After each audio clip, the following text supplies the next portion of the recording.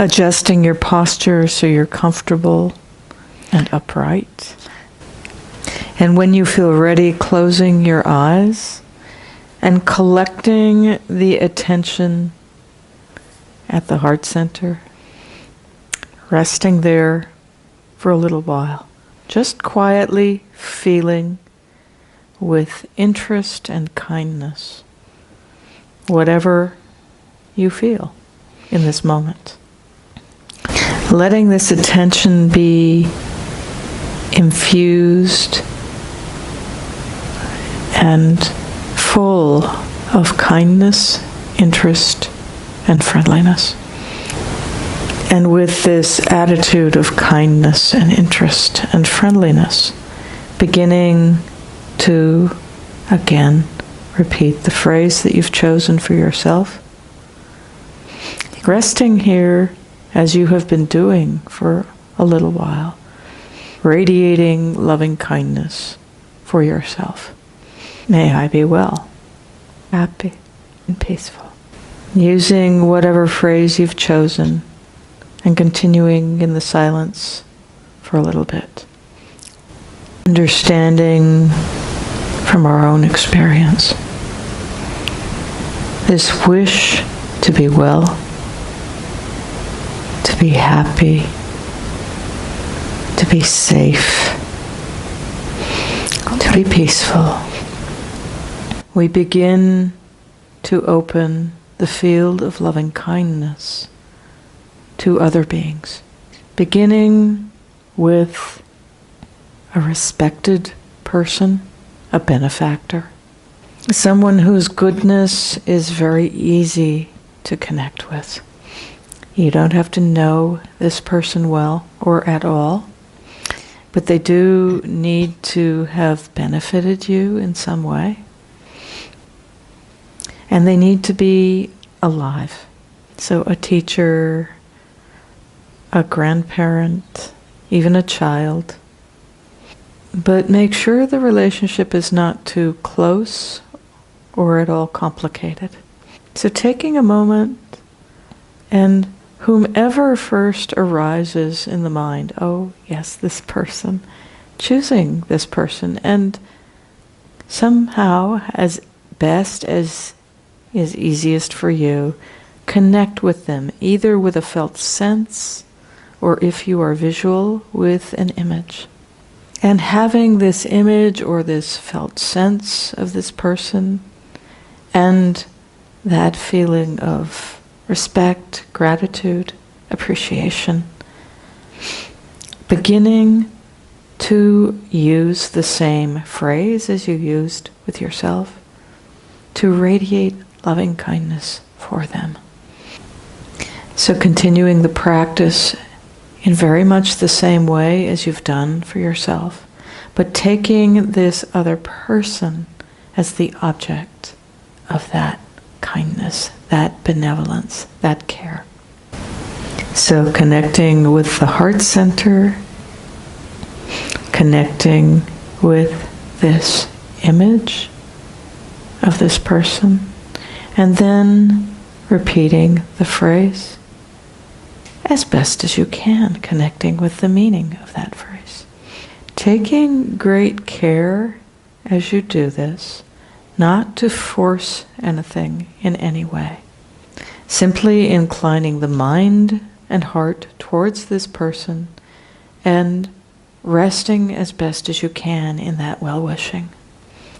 Moment to moment, again repeating the phrase, planting these seeds of kindness, of benevolence, of well-wishing. Please don't worry if you do not feel anything right away. If it is difficult to connect with either the person, the phrase, or yourself, this can happen. Just keep going. Just patiently planting these metta seeds. Today, in the sitting, in the walking, in the general activities, continuing to radiate loving kindness for this benefactor. The mind will do all sorts of things. Please don't worry. So, having chosen one person, please stay with that person, even if it feels like you can't really connect. Likewise with the phrase. So even if it feels like you can't connect, don't think, oh, I'm doing it wrong, or maybe there's some better person or some better phrase. Just keep going.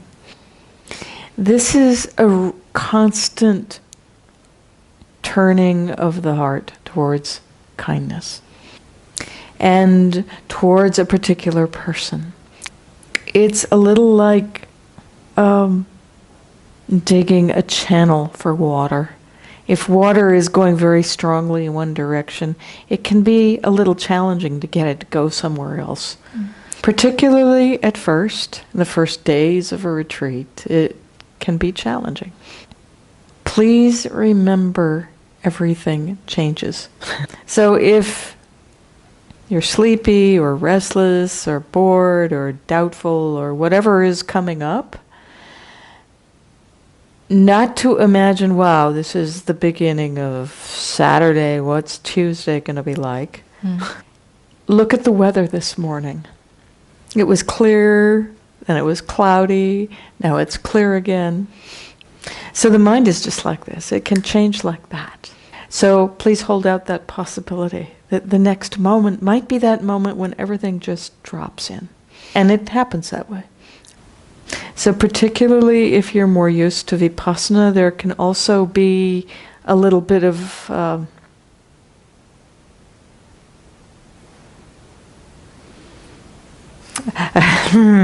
resistance, let's put it that way. I'll have more to say about this later, but the fact that I'm sitting up here offering this teaching is a testimony to the fact that resistance can dissolve. I used to hate this practice. I thought it was really stupid and fake. And how is this going to work anyway? But my teachers just said, just keep going, don't worry. It does work. So in these first days, don't worry. No matter what arises, just keep bringing the mind back to connect with the heart center, connect with this person, repeat the phrase over and over and over and over and over again. And remember that it's not your job to create the metta. It's time for walking soon. So the walking practice in Metta Bhavana is as important as the sitting, just as in Vipassana. And it's not simply wandering around, but it's actually doing formal walking practice. So to find a place outside where you can walk back and forth, or upstairs, where you can comfortably walk back and forth about 20 or 30 meters across. Unlike the Vipassana practice, you don't have to go slowly. You may find yourself slowing down, but I'd really recommend not going too slowly because it distracts you from the cultivation of metta. So to find your walking place, to stop, close your eyes and stand for a little while, just to center yourself. Begin to cultivate or continue to cultivate loving kindness for this same being, this benefactor. And holding your hands either in the front or the behind so that they won't distract you. And then simply walking to the end of the walking path, repeating this phrase as you do that. Stopping, closing your eyes, turning around, continuing to repeat the phrase. And then back again. Back and forth. Depending on how you are feeling, you may find yourself going slowly or more quickly. But taking care in the walking practice, just as in the sitting, not to try to force anything. So for example, if you are feeling restless, not to make a very short walking path and really force yourself to just pay attention in this short little space. Don't try to jam yourself into a concentrated space. So if, for example, there's a lot of energy in the body, letting the walking path be a bit longer, maybe out there a little further. There are plenty of beautiful walking paths out there. And because you are walking, because you will be going outside with your eyes open, you can't stop seeing and hearing. Don't try. But see if you can use whatever you see and hear as a seed for metta. So maybe you hear a bird sing, "Oh, may you be well, happy and peaceful." Good. Directing the kindness to that being. So you'll be radiating loving kindness for this benefactor, but if there are other beings that kind of impinge on your consciousness, take a moment to just allow the metta to naturally arise. Please don't try to stop that if it happens spontaneously. Just rest there for a moment and then continue on as you've been going with the benefactor. With the cultivation and the deepening of this, continuity is essential. So before you get up from where you're sitting right now,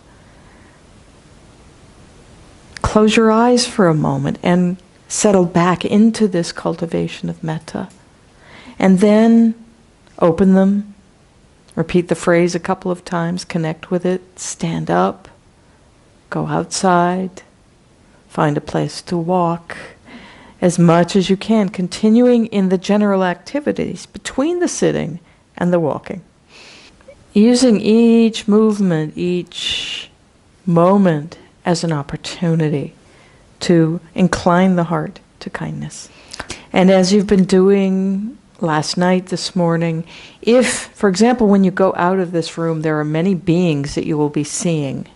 So using that as is natural, perhaps the mind is inclining towards all of us. So you can radiate metta, may all beings be well, happy and peaceful, until you get to your walking place. So allow the flexibility to go between metta for this benefactor in moments where there's simplicity, and metta for all beings when it's much more complicated. Are there any questions? Okay. Oh, thank you. Yeah. Non ho il benefattore. I don't have the benefactor. Okay. Do you have somebody you might not know in your personal life, but somebody you admire? There you go. È lui. So perhaps the Dalai Lama, some people choose him. Right. Yeah. You don't have to know this person, personally, I mean. Yeah. I have a question. Yeah. This is a phrase that I feel suitable for myself, but then it's a different phrase that I feel suitable for the benefactor. Can I change phrases, or do I have to stick to the same one for the different people? That's a really good question. Strictly speaking, use the same phrase. Unless your phrase for yourself is extremely specific. But the reason we cultivate loving kindness for ourselves first is so that we have the direct experience of understanding, this well-wishing, this wish for the welfare and the benefit of ourselves. And then we can use that as an empathetic bridge to somebody else. So just as I want to be well, happy and peaceful, and I know that for myself, so may you be well, happy and peaceful. You're a fellow human being, and you would like the same thing, probably. So it doesn't have to perfectly fit. As I said, unless it's a really, really specific wish for yourself, like, may I deal with my illness with ease, whatever it might be, that might not fit in general. Just use the same phrase that deepens the concentration. One more. Un benefattore può essere una persona che non ha non ha in realtà agito come benefattore nei miei riguardi, ma ha suscitato dei sentimenti positivi nei suoi riguardi. Can the benefactor be someone that hasn't actually actively been of benefit for myself specifically, but that has arisen in myself feelings of gratitude or friendliness or, you know? Absolutely. Sì. The most important thing is that you connect with their goodness. Yeah. They might not even know you. Yeah. Yeah. Okay, everybody. Have fun with this. You can't do it wrong, no matter what's arising. Even if it's completely unwholesome. So long as you're patiently inclining the heart back to the metta, rather than feeding the unwholesome. So even if the heart and mind are having a little 2-year-old temper tantrum, I hate this, I don't want to do this, that's okay. Oh, thank you. May I be well, happy, and peaceful. May my benefactor be well, happy, and peaceful. Okay. See you back in here at 10:45.